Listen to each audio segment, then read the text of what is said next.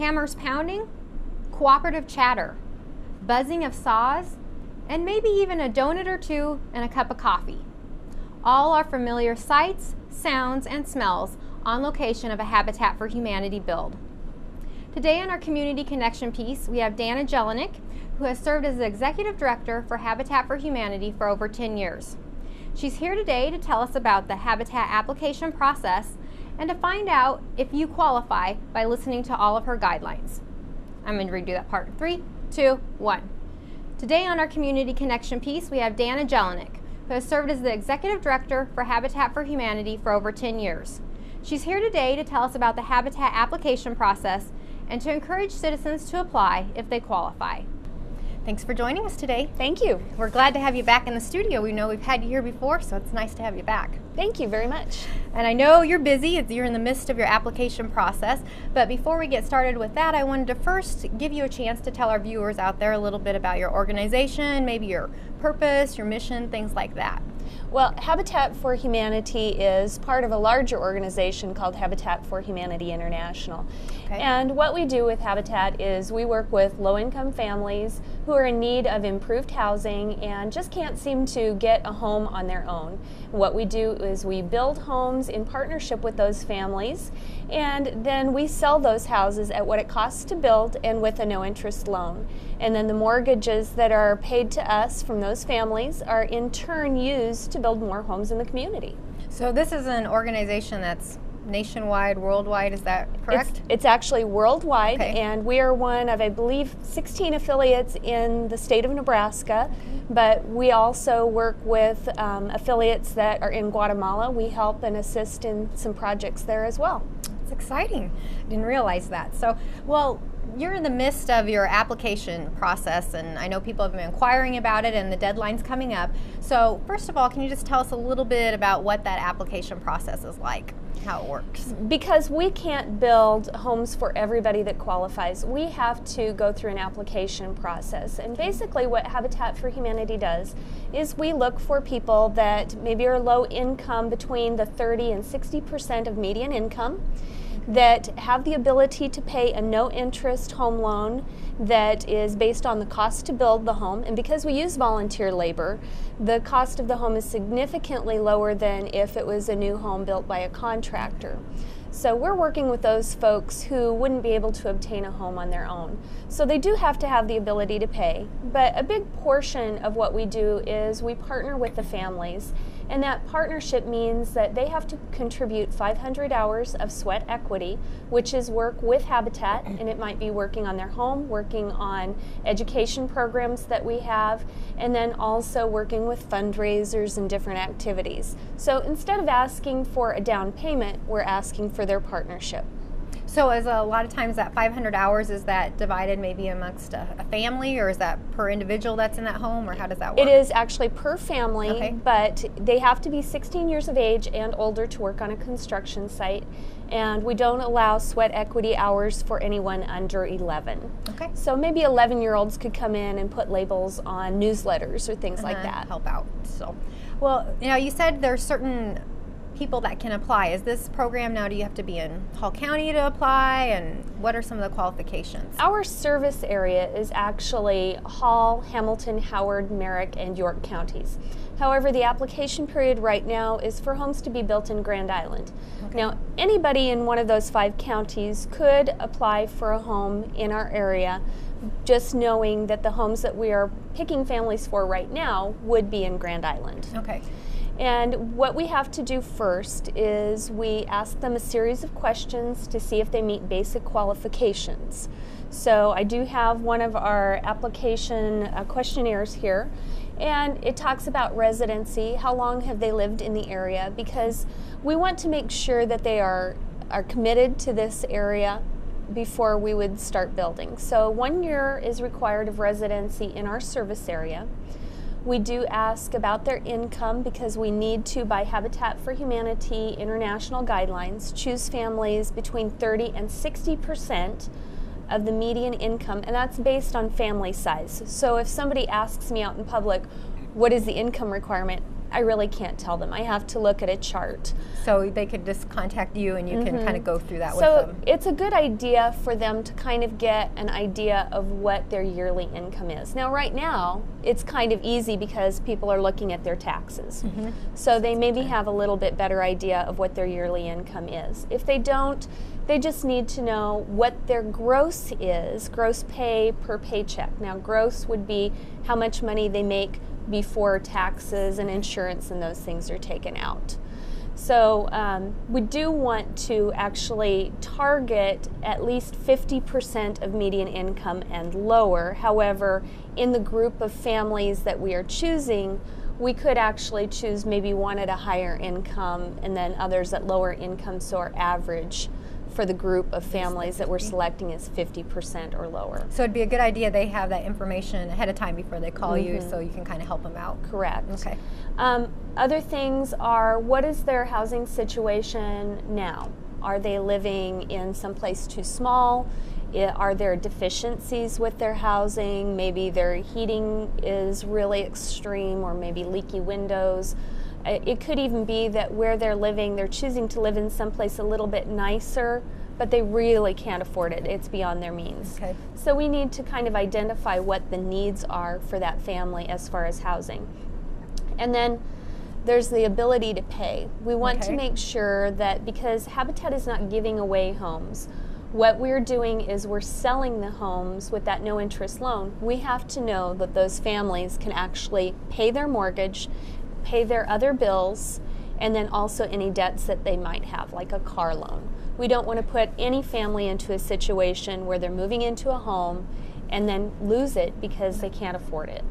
And as any homeowner knows, there's always home maintenance issues as well. Yeah. So we have to look at their ability to pay, and some of that may in turn be if they have credit issues. So we do pull credit reports, and I hesitate to have people say whether they have good credit or bad credit, because I have had people say, well, I don't have very good credit, but actually their credit is fine. They maybe were late on a payment once, and they thought that damaged their credit, but actually they were okay. So we need to ask some questions about that as well. And then we also talk to them about their willingness to partner, which is that 500 hours of sweat equity that they have to put in.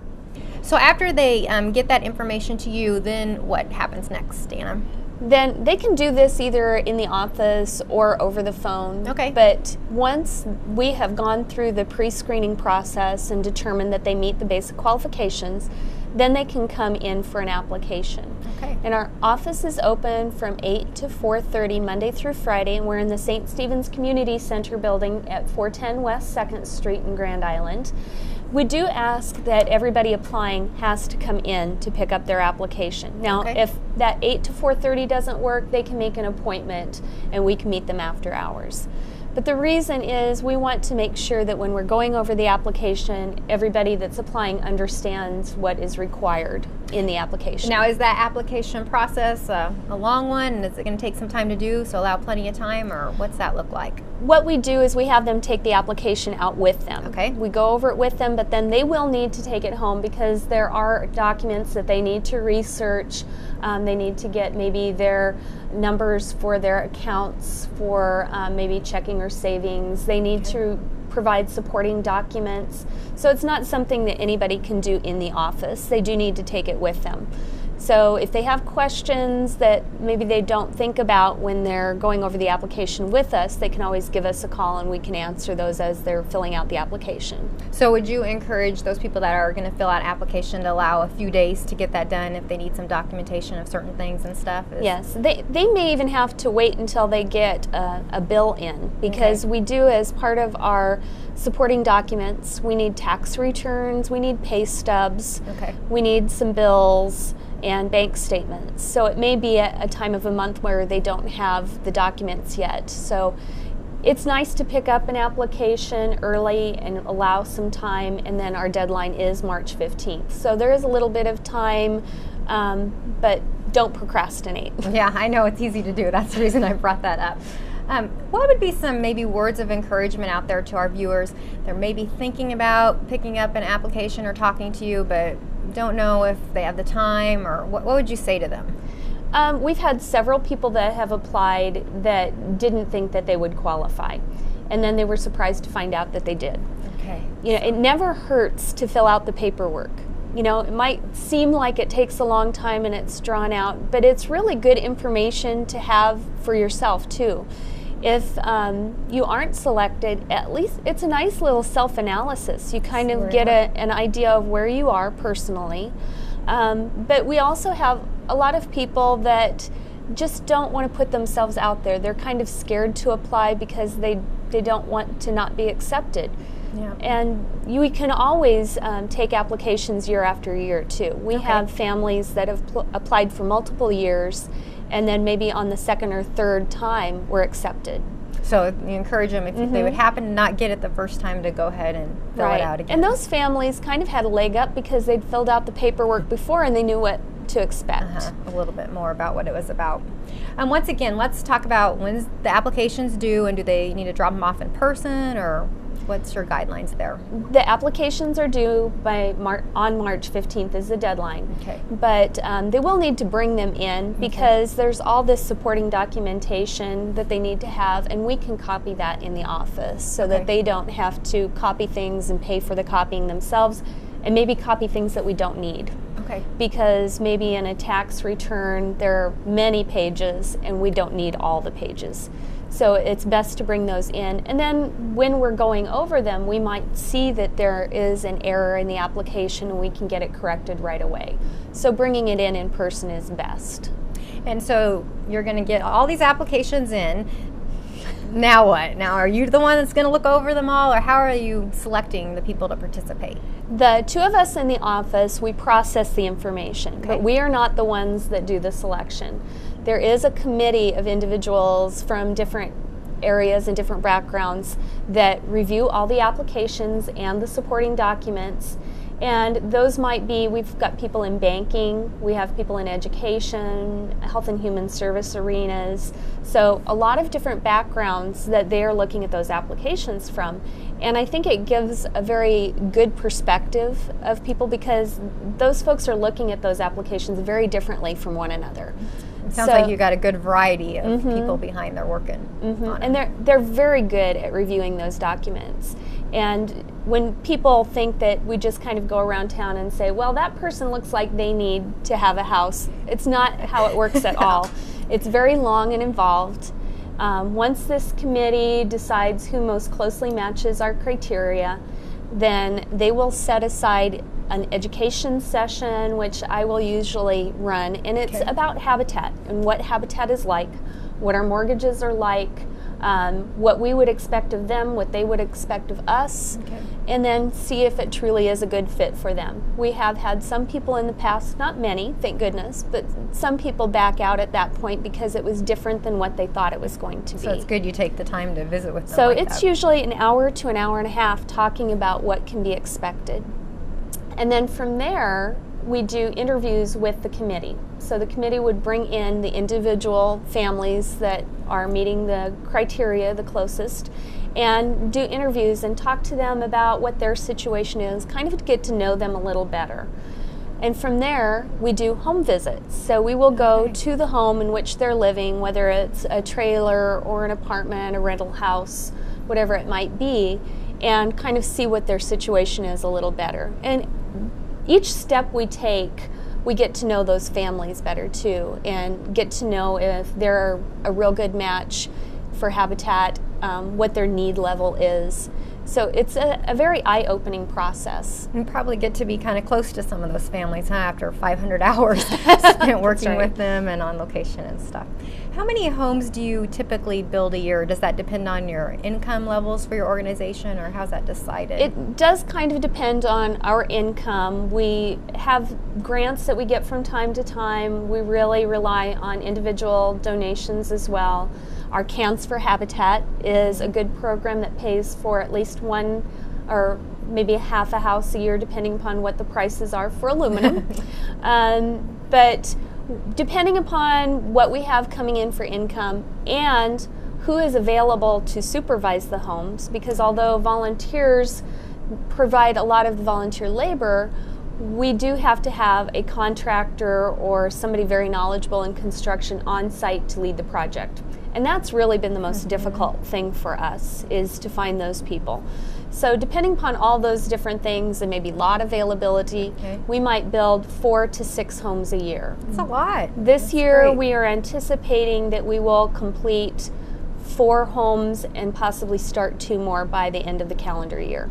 Well, that's terrific. I don't think a lot of us realize how many you get done in a year. So now do you pick how do you decide, I guess, where your lots are? Do you pick certain parts of town, or how does that work? Well, because we're always asking for donations, we try to find the most desirable lots for the best amount of money for us. Okay. So it might be that maybe there's a lot. In fact, the other day I had somebody call and say that they had a lot available, but it wasn't big enough. It really wasn't in a neighborhood where we would want to put one of our families. Okay. So we are trying to think about the safety and security of the families, as well as the affordability to those families, because the lot costs are passed along in the mortgage. Okay. But we have been able to do some partnerships. The City of Grand Island has been able to get a couple of grants that have enabled us to have some land after they've demolished homes. We've had a government grant that we were able to get before that helped pay for 3 lots this last year. And then there's just some people in the community that are just very generous and able to sell us lots at an affordable price for us. Unfortunately, a lot of the grant money is evaporating. Yep. So we are looking for more lots all the time. We try to keep an inventory at least a year out, so that if we're at a point where we need lots, we aren't stuck paying way more than market value just because we need a lot. Well, that's great planning. So you get your lots, you have them ahead of time quite a ways, it sounds like. And because of that reason, and because they're so difficult to obtain, we do have to plan out where our homes are going to be built about a year to a year and a half in advance.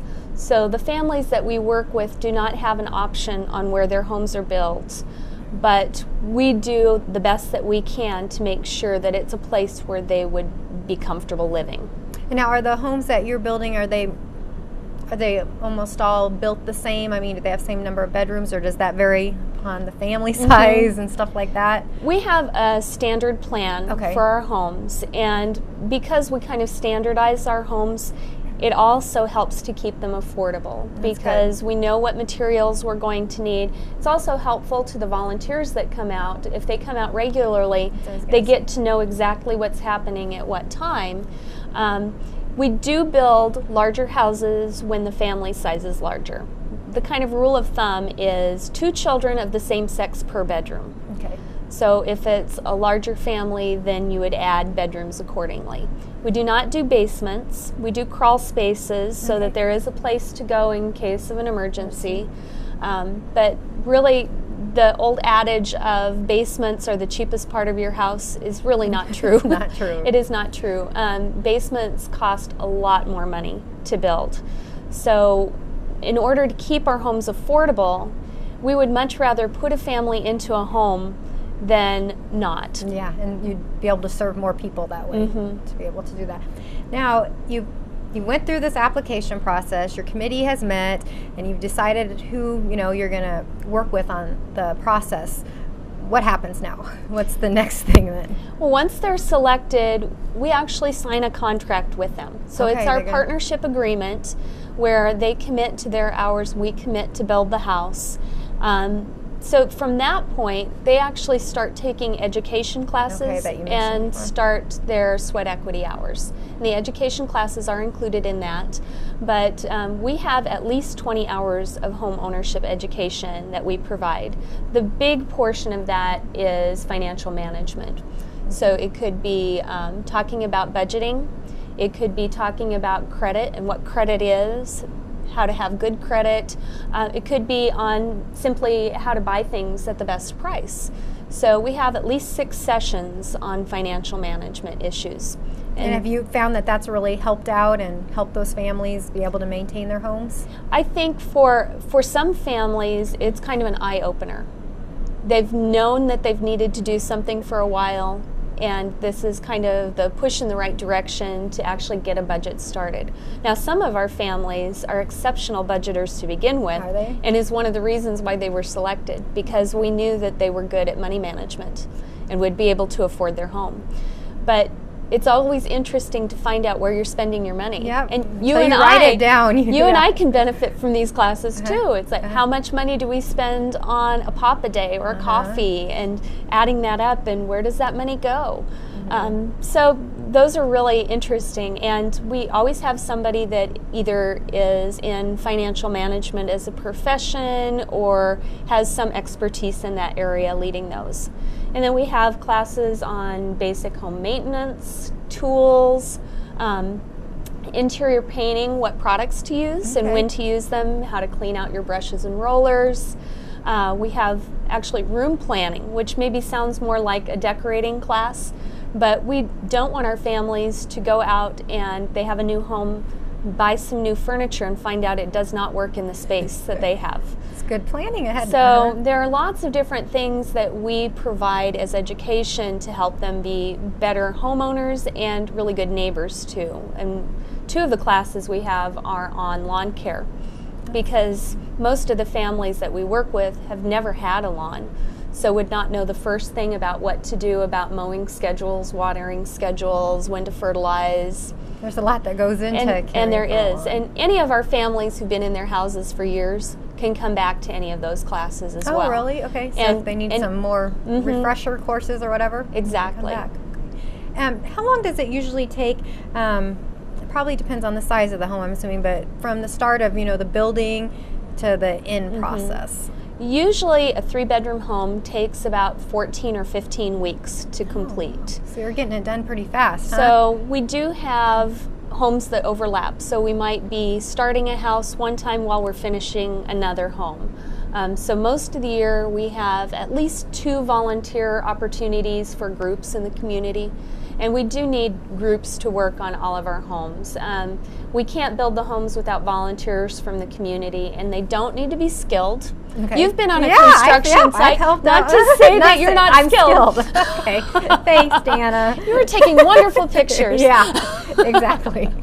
But we have people that come out that really know what they're doing, but then we have people that are learning what to do. And there are always opportunities for carrying things or measuring things. There's always cleanup around a construction site.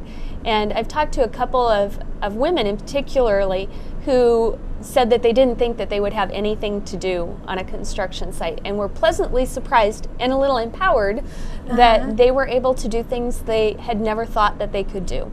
When you're looking for your volunteers, do you need them to come as a group, or can individuals just sign up and fill in where you need them, or how does that work? It's actually both. Okay. The core group of volunteers that we have for a given day might be a group from a business, organization, or church. However, individuals can come at any time. They just need to call and find out what's going on and where we're working to find out where we might need them the most. And it's really nice when we have volunteers that come and might come 2, 3, or 4 times during the year, because they are very helpful to us, because they kind of know the process a little bit more and can help us with the other volunteers. Do you have any idea how many volunteers you had last year help you? Is it a lot? I would assume Over 1,000. over 1,000. I was going to say a few hundred, but 1,000. Wow. So we got a great community full of volunteers that help out, but without them, this organization would have a tough time. So. Yes, and we always need more. There are lots of different organizations, groups, and churches, like I mentioned, that have never done this before. And it's a wonderful opportunity to do something in the community, to help a family who really just needs a hand up, it's not a handout, to work side by side with your friends or coworkers and get something accomplished. It's a very tangible thing, and you can see the beginning to the end and be proud of the work you've done. So to wrap up, where would our viewers go? Do they call you, or if they want to volunteer or get more information about the application process, how do they go about doing that? There are lots of different ways that they can reach us. Okay. Our phone number is 308-385-5510. You can also check us out on Facebook And you can just look up Grand Island Area Habitat for Humanity, and that has a lot of information about what's going on currently. And then we also post a lot of pictures about what our projects have been doing, as well as fundraising activities and other things that we're doing besides building. So people can get involved in a lot of different ways. And then we also have a website, www.gihabitat.org. Lots of different options, it sounds like. Well, I appreciate you coming in today and sharing with us all this great information, and I encourage our citizens out there to find out if you qualify for this great program, and also to visit with you about any volunteer opportunities that might be available too. Whether you're applying to be a homeowner through the Habitat for Humanity program, or volunteering to make that home a reality for someone else, you're helping build a better community. And that's what Habitat for Humanity is all about. Building homes and building hope. Thanks for joining us on Grand Island Television.